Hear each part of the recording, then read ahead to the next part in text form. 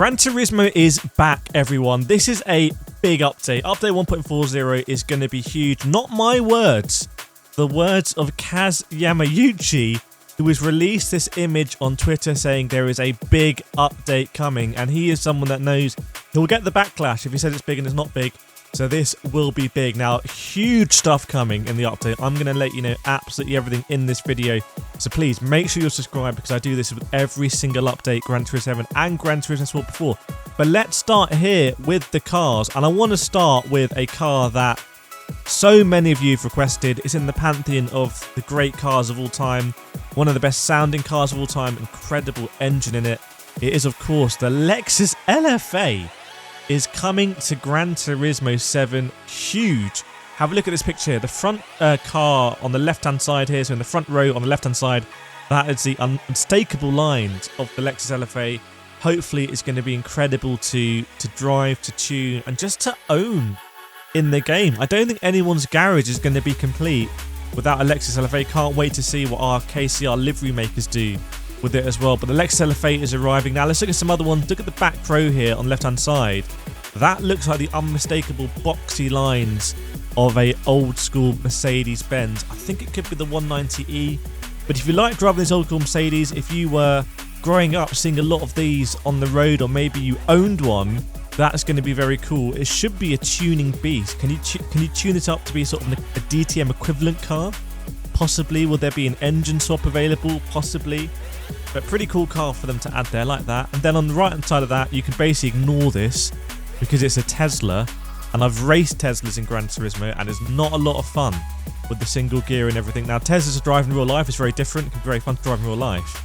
But in Gran Turismo it doesn't really work. But that is the Tesla Model 3. One of the most popular cars in the world right now. So if you're watching and you've got a Tesla and your kids want to drive it in the game, well, now you're going to have that option. To the right hand side of that, it looks like we have a Dodge Challenger.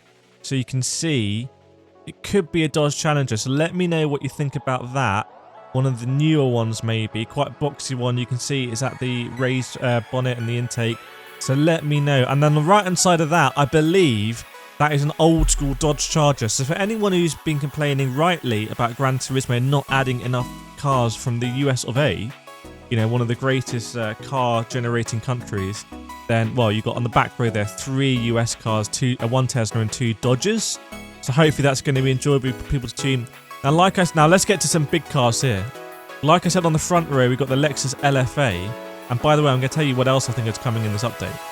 And on the right-hand side of the front row, on the right-hand side, that looks to be an actual GTR, maybe R33, looking by the headlights. So it's a special edition R33.